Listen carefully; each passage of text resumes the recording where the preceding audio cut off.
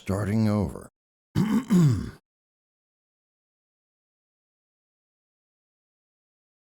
1, 2, 3. Hello, and thank you for joining us. This is No Soundbites Allowed. I am your host, Michael Voss, Dragon of the Southern Tier. I'm happy to be here with you today, April 20th of 2022. It's the evening, and I wanted to wrap up the day today talking about your safety, about you, and how well you're going to be protected by the government, as well as being able to protect yourself. We're talking about your right to defend yourself, the Second Amendment. We're talking about ghost guns. We're talking about red flag laws. Now, this is a big issue. It has a lot of components. We're going to try and break this down for you as simply as we can to see what is the likelihood of the new ghost gun protocol being able to protect you. Before we get to that, we do want to mention, if this is the first time that you are seeing the channel, we welcome you. We thank you for being part of our audience. We appreciate you. We want you to know that we do long-form political commentary. And every Sunday at 2:30 p.m. Eastern Standard Time, we go to the internet to speak with you. We reach out on all the channels we can to get your tweets, your chats, and your phone calls from anywhere in the world to tell us what you think about these issues that affect us all. Because we believe in your First Amendment right. Even if you aren't American citizens, we believe in your right to speak and to be heard. And we hope every Sunday, no matter where you are in the world, no matter what your government believes, no matter how upset the internet overlords get, that you will join us to share your voice on the issues that matter. Let's take a look at this, though. Let's look at this. Gun control. It's one of the biggest issues in America in every single election year. It's one of the big pushes we hear from politicians to try and get reelected or for new candidates to become politicians themselves. It's always a message of the government will protect you. The government is going to take care of you, and that you do not need the ability to protect yourself. Even though we've seen that one of the key reasons why the Second Amendment exists is happening in the Ukraine right now. And that is that the public needs to be able to defend itself both from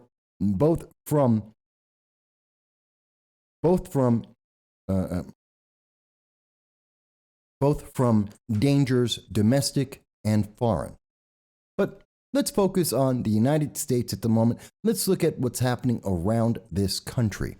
Now, many people may recall that recently it was on, and this is from the White House itself, April 11th, the Biden-Harris administration decided that they wanted to crack down on ghost guns to make sure that American citizens would be safe. In fact, what they mentioned was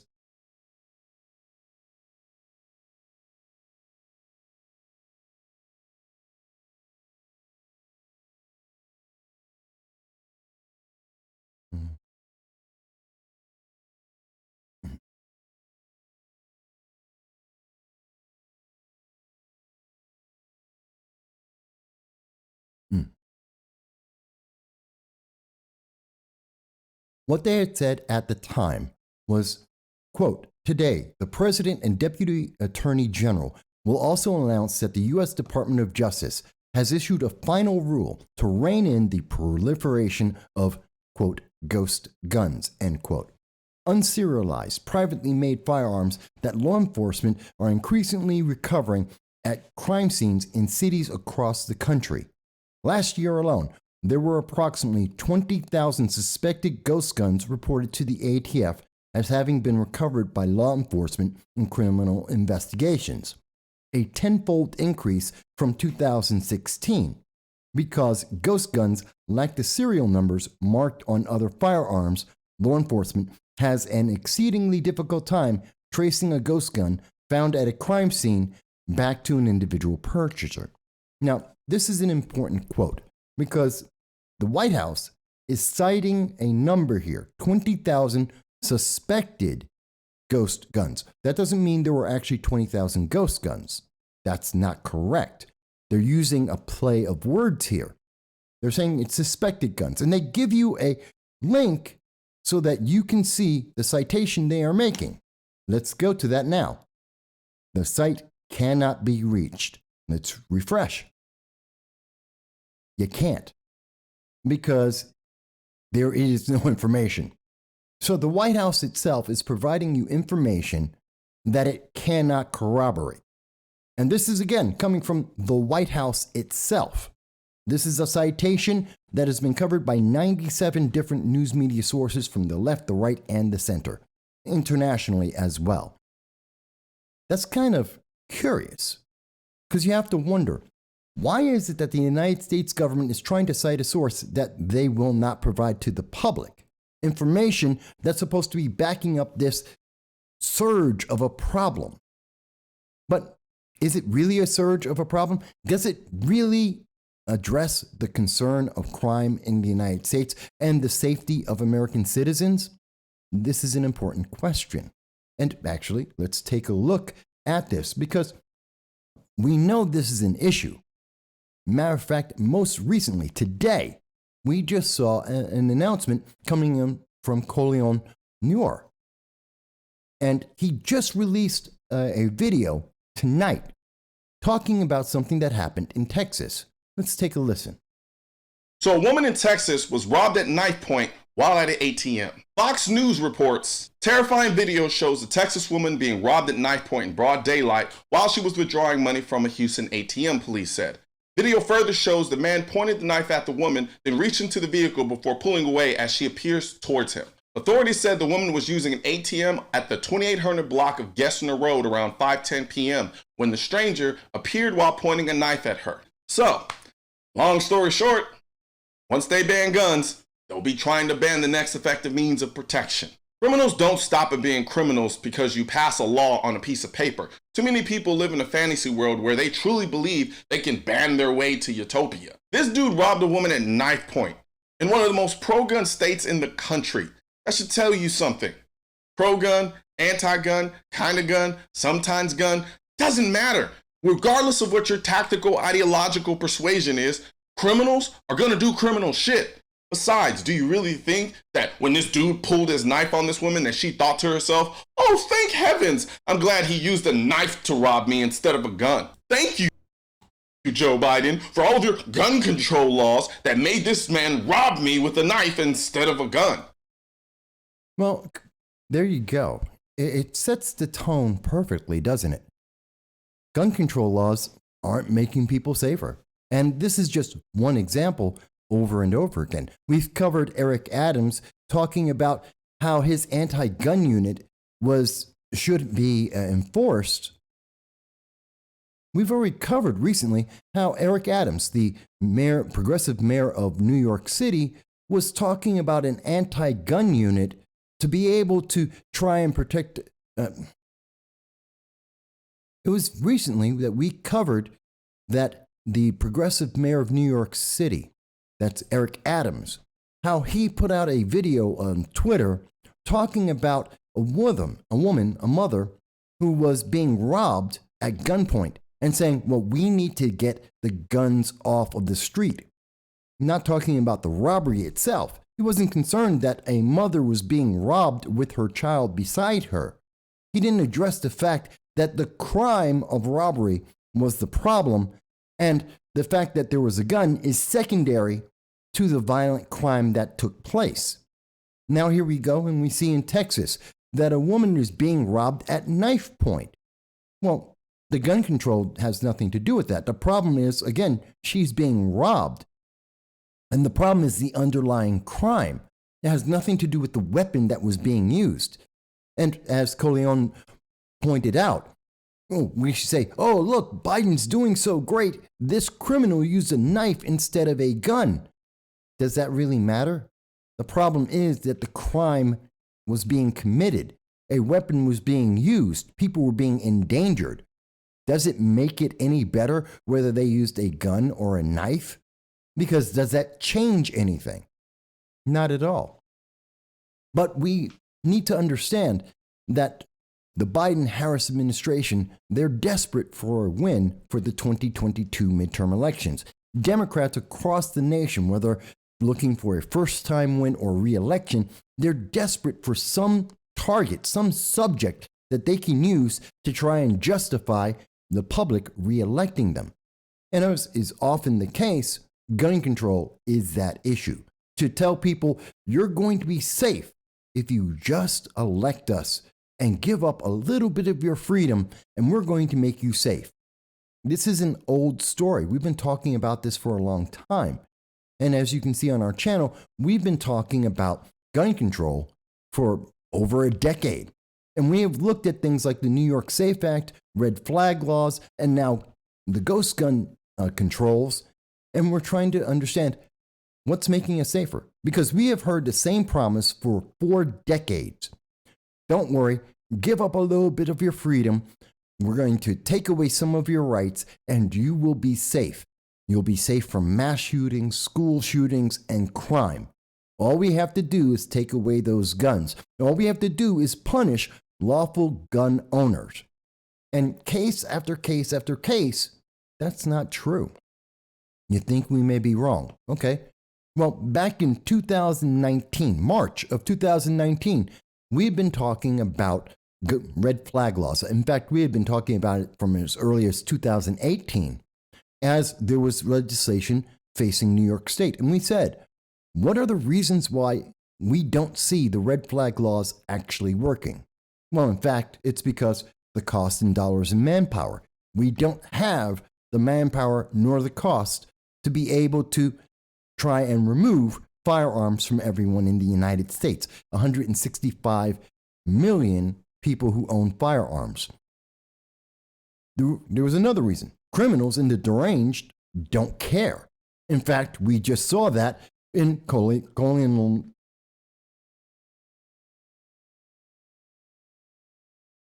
In fact, we just saw that as I just played the video. It's just being put out in the news.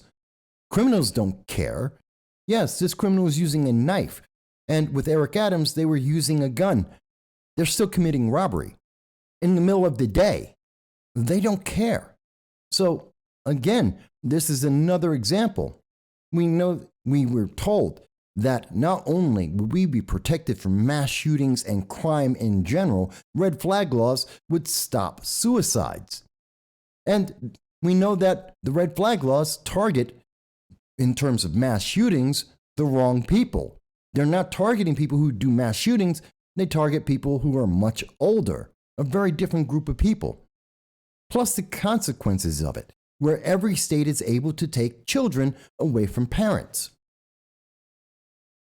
And there's the overreach of government that has led to the death of individuals like in Detroit and up in Oneida County in New York State in 2019. There's many problems with the red flag laws and the New York SAFE Act, as well as many other regulations that we have seen enacted in California, Illinois, New York State, 3 of the biggest states for both violence as well as the most regulations on firearms and anti-Second Amendment movement. And you haven't been made any safer. We've gone over this over and over again. We were speaking about it on August of 2021. We were talking about this in January of 2021. We were speaking about this in August of 2019. We spoke about it more in January of 2021, where we were going over this. And I want to play this for you so you can see. Back in 2018, we actually sent FOIAs to the Commissioner of the Department of Children and Families in Connecticut and to the Director of Department of Child Services in Indiana, trying to determine how many times this is in fact happened, how long were the children and families affected separated, the cost to each state for this, and if there has been any lawsuits as a result. The answer in every state we have requested this information from has been the same. They don't know. They don't count. No one is asking for any transparency in this. There is no clarity. So let me say that again. In every state, all 17 that have red flag legislation, extreme risk protection orders, ERPOs, not one state knows how many children have been separated from their families. So there's a lot of consequences that we've seen. We've been told, you're going to be safe. You're going to be protected. But we're going to take away some of your rights. We're going to take away due process. We're going to take away your children and embarrass you in the public eye. It's going to affect your life, your business. It's going to affect every aspect that you have as a citizen in the United States. And you'll be safe, except you're not going to be safe. We see that. Not just in New York State, not just in California, not just in Illinois, in Texas. It's something that's across the United States. And we've been talking to people everywhere. We were recently speaking to students at the Rutgers University, the State University of New Jersey. We were talking to them about this in April 13th of 2021, when we went over this subject in detail, trying to explain how this is going to affect everyone. And you know what? While the students were amazed at the way that the law has been presented versus the fact and reality of what has actually happened, it's something that continues to be said. We hear politician after politician promising us, don't worry, you just need to lose a little bit more freedom and you're going to be safe. That's exactly what Joe Biden has said to us with the ghost gun protocols. Don't worry, this is a big issue and you are going to be safe. But they're not telling you about how you're losing your freedom. They're not telling you how this is going to harm you. In fact, we went over to the May 17, 2021, and our video talking about the community caretaking, the Supreme Court looking at the issue and seeing how this is depriving you of rights. And we at the time said, Justice Alito, in his concurring statement, in this 9-0 decision by the Supreme Court, is speaking specifically, and he cites in direct context in Section 4 of the majority opinion of the justices from the Supreme Court. He states that this case also implicates another body of law that petitioner glossed over, the so-called red flag laws that some states are now enacting, now in 17 states in Washington, D.C. These laws enable the police to seize firearms pursuant to a court order to prevent their use for suicide or the infliction of harm on innocent persons. He goes on to say, they typically specify the standard that must be met and the procedure that must be followed before firearms may be seized. Provisions of red flag laws may be challenged under the Fourth Amendment, and those cases may come before us. Our decision today does not address those issues. So in essence, what Justice Alito has said is this isn't a decision on red flag laws, even though he acknowledges there are many similarities and the same core exists in the red flag laws as the community caretaking function that we have seen being used throughout the nation and being exemplified in Virginia as case law for the rest of the nation. What does this really mean? Let's boil this down. It means that we have, once again, where all justices agree that the police do not have a right to eliminate the due process of any American citizen. And there you go. Time and time again. Lose your due process. Lose your Fourth Amendment right. That's what the government is promising. Lose your Second Amendment right. Lose your rights and you'll be safe. And yet, over and over again, we have seen that is not true. We have seen that with the New York SAFE Act. We have seen that with the magazine bans. with gun bans, with arcane rules and regulations that make it almost impossible for an average American citizen in many states to be able to own a firearm. We have rules like the H.R. 127, which is targeting women and those who are poor and minorities to deny them the ability to exercise their Second Amendment rights by making it too costly, too time intensive for them to be able to exercise a right that is theirs by birth as American citizens. And we've covered all that before. But you have to ask a question. Well, Mike, isn't this the most effective thing? Isn't this going to protect people? And the answer is no. No, we have not seen in any of these cases, have we ever seen that there are people who are being protected. Let me make this as clear as I can for you, because we recently were speaking to New York State in reference to this. We were looking at New York State's extreme risk protection orders, otherwise known as the red flag laws, or ERPO. And in this, we were looking at the data that was provided by the government. And I want to show you the numbers here so that you can see this for yourself. This is on 8/25/2019, red flag laws became a law. And what we saw is initially by November of 2020, we saw that there were 624 red flag actions that took place in New York State. By April 19th of 2022, since the law was enacted, there are 1,409. This is double the number. The number has doubled since the last time we asked New York State. And I want you to be clear. There have been 564 actions that have been put in place, another 845 actions that have been temporarily put in place, denying people their Second Amendment rights, taking away their property, and not providing them any due process. I wish I could say that New York State has records of how many times this has been done, whether it's been a new red flag law action or whether it's a renewal of the red flag action. New York State doesn't keep that records and will not provide it to us. We asked the State Department, we asked the unified court system, they said they don't have that data. We asked them to tell us how many children have been separated from their families because of the red flag laws in New York State. And the answer is they don't know.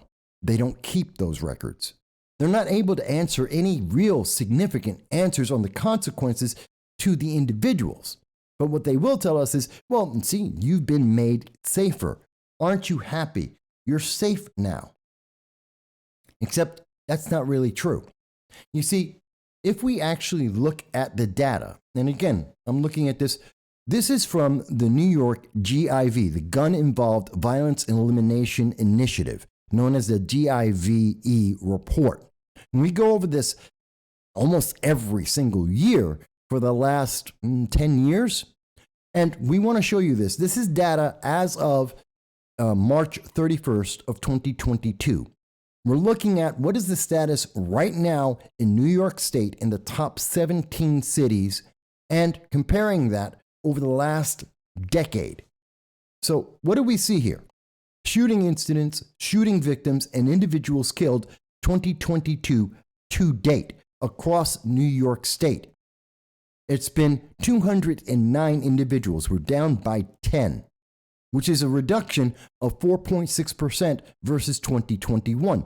That's great news. Except over the last 5 years, we're up 38.2%. In fact, the amount of people who have been shot or involved in an incident that includes a shooting is up 38%. That's not good. The number of people who have been hit, yes, versus 2021, we're down 4%, or roughly 9 people. But we're up 37%. That's huge. That is a very big number. Looking at the number of people who were killed, well, the number's up 2 individuals, or up 4.9%, but up 58% across New York State over the last 5 years. Remember, this is after the New York SAFE Act, which was initiated in 2013. This is after the red flag laws, which was initiated in 2019. This is after we have had magazine bans, we've had restrictions on certain types of firearms. This is after we've heard promise after promise from members of government, from the local to the federal level, telling us that if we just give up some of our rights, we will be safe. And it isn't true. The numbers are not true. And you can look at this, and we will, looking across the United States, the numbers aren't accurate. It doesn't match the promise that has been given to us. We're losing. I want you to look at this carefully here. So, again, looking at the numbers, look at this. Year after year, 2013, that's when they put in the New York SAFE Act. And we saw that 2014, 2015, 2016, 2017. 4 years in a row, we had an increase in the number of shooting incidents. We've only had 2 years where that number went down. And realistically, that's about average. And then we've had a massive increase in the last 2 years. We haven't been made safer. Yet they keep putting in law after law after law. It tells you something. Year after year, over and over again, they haven't had an impact. Just looking at my local community, which is in the Binghamton District, which is in Broome County, I want you to see these numbers carefully here. And we're looking at an increase. We have 4 individuals versus in 2021. That's a 300% increase. The number of shooting victims hit, that's an increase of 200%. Looking at these numbers, you just see it's increasing. In 2012, there were 8 people involved in shooting incidents, 2 in 2013, when the New York SAFE Act was put in place. The next year was a 300% increase to 6. There was 5 in 2015, 5 in 2016, 10, a 500% increase in 2017, 7 in 2018, 7 in 2019, 4 in 2020, and then 11 in 2021. And currently we sit at 4.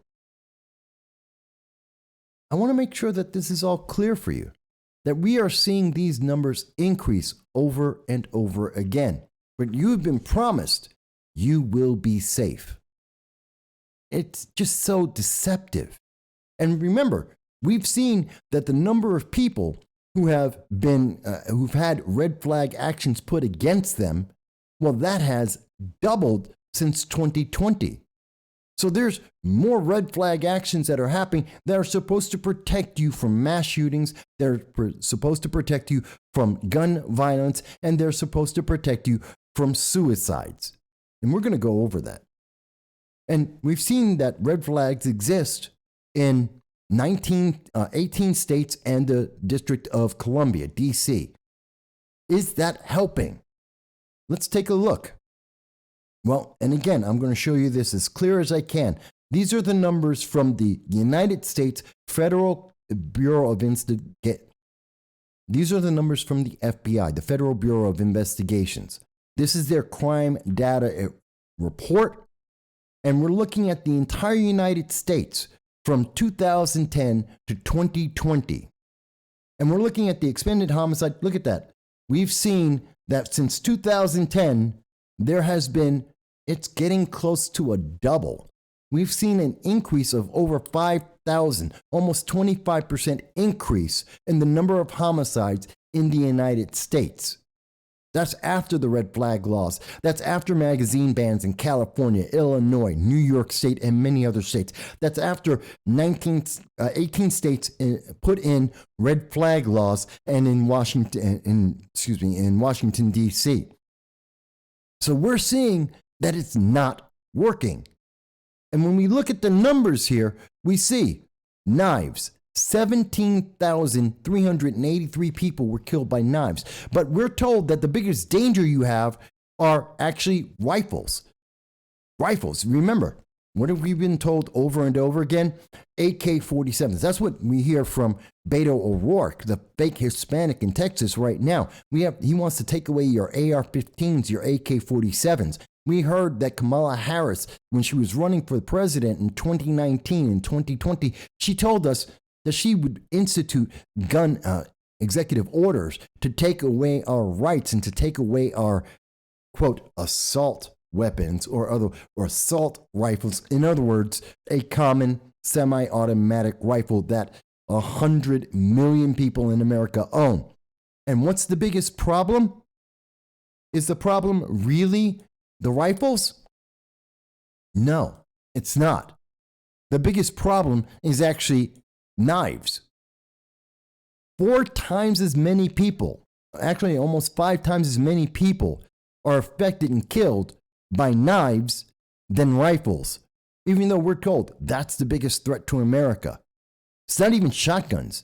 And by the way, when we're looking at the ghost guns, remember, the Biden administration told us that there were suspected 20,000 ghost guns and denied the ability for American citizens to actually look at their citation. The reason why is because the ghost guns actually fall under other guns. And since 2010, we're looking at less than 1,314 ghost guns in America leading to anyone's death. Less than 1,314. That data is coming from the FBI. That's why you don't see the link from the White House anymore. Because it's not real. It's not suspected guns. It's actual. What has the evidence actually shown us over the last decade? Ghost guns aren't the problem. Rifles aren't the problem. More people die because of someone using their hands and their fists. 7,634 people. More people have died because of baseball bats, hammers, and clubs. 5,034 people. More than rifles, and actually more than rifles and shotguns combined. And knives, again, are the biggest threat that we see out there. And we want to remember that the biggest problem is coming from young gangs, juveniles in gangs, and just gangs in general. That's over 8,000 of the shootings across, homicides across the United States. There's your big problem. Now, there's one other thing that we have to be concerned about. What about suicides? Because we were promised the red flag laws, that the New York SAFE Act, that all these regulations, well, that's going to reduce the number of people who are going to commit suicide using a firearm. That this is a public safety, not just for preventing you from violent crime, which we see is not true, but also that they're going to protect you from yourself. We're going to help make you safer. Is this accurate? Is there any truth to this whatsoever? Well, let's look at the mortality rate.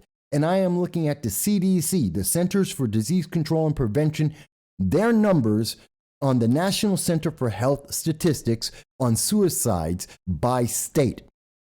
Now, when you look at this, you're going to say, well, wow, Mike, New York State, not that bad. It's actually pretty good. This doesn't look so bad. Okay, and this is looking at 2014. I'm going to go through 2014 to 2022.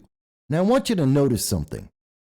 So, looking at 2014, let's update this. Now, these are the top states. 1, 2, 3, 4, 5, 6. New York State is the 7th deadliest state for suicides. Now, you may say, well, it's only 8.1%. That's the death rate. No. I'm looking at the total number of deaths. New York State is number 7 in the nation with 1,700 deaths. That's our number. I want you to keep that in mind, and we're going to track that because they say it's not that bad. And the New York SAFE Act, the red flag laws, they're going to make it better. Remember, that's the promise. New York State is saying it's going to be better. Well, let's take a look. 2015, New York State. Total deaths, New York State, 1, 2, 3, 4, 5, 6. New York State, number 7 in 2015, with 1,652 suicides. Let's see. In 2016, New York State is 1, 2, 3, 4, 5, 6, 7. It moved to number 8 with 1,679 people who were killed. Okay, let's go again. 2017, New York State.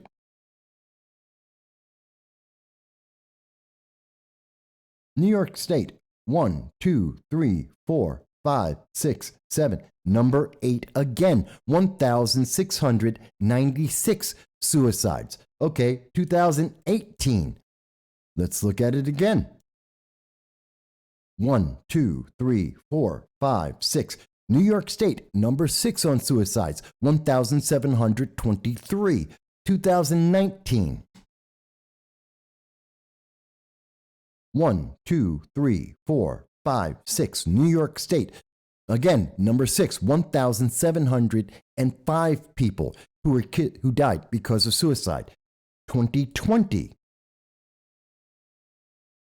1, 2, 3, 4, 5, 6. New York State, number 6 at 1,642. Now, did you notice something about these numbers? They're absolutely consistent. Yes, there's some minor variation, a little bit up, a little bit down on any given year, but they're almost exactly the same.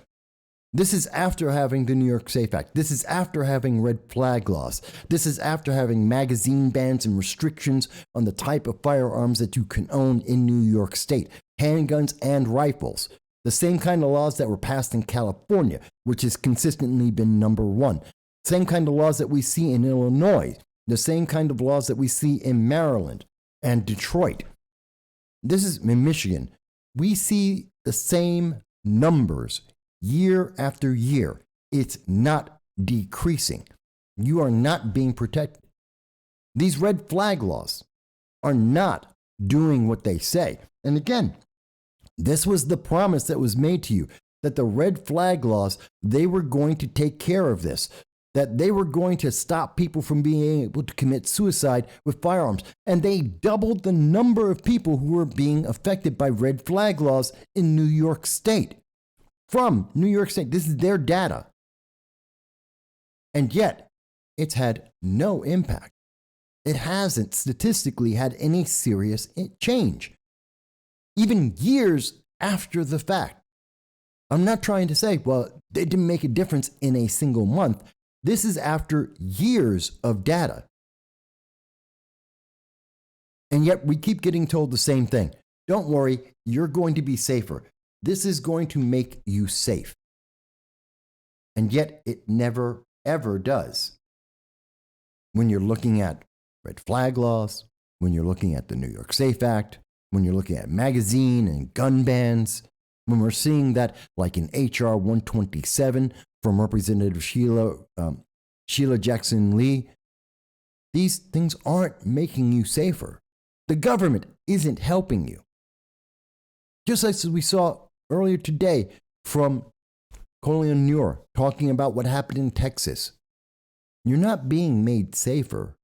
You're just re-electing politicians for a never-ending cycle of them being in office for 40, 50 years. They stay in office with the same promise year after year, and they do nothing. They're not efficient, they're not effective, and the laws that they are passing are actually counter to your freedom. And now we're looking at the ghost guns, an issue that isn't even real, an issue that has no real impact. Yes, they're going to talk up, just like the promises, they're going to say approximately 20,000 suspected. They're going to tell you it's maybe somewhere around, we think these might be ghost guns.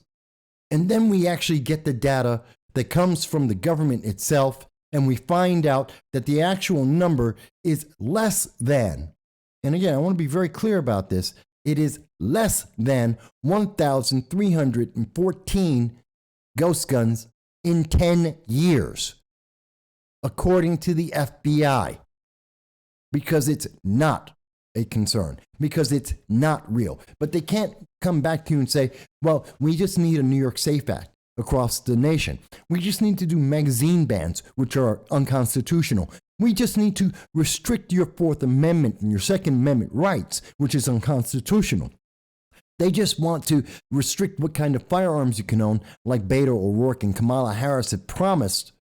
No, that's just something they need to do. They just need to take away your rights and freedoms, kill your due process, like the red flag laws in 19 states, and yet no evidence suggests that it's actually working.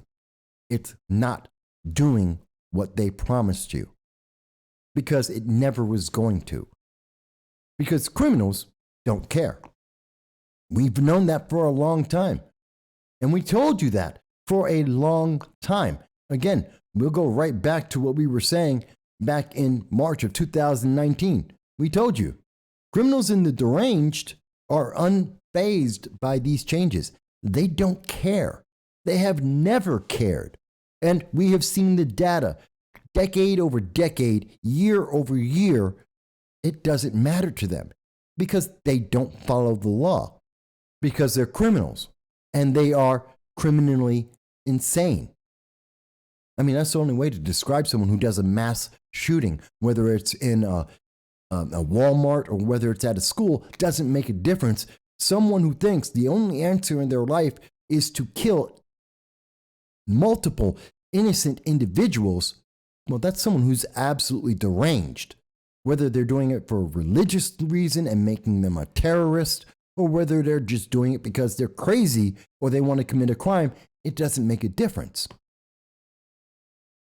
Now, why did I go through all of that data? Why did I go through all of that information? To tell you, the plan for ghost guns isn't going to work. It's just not going to work.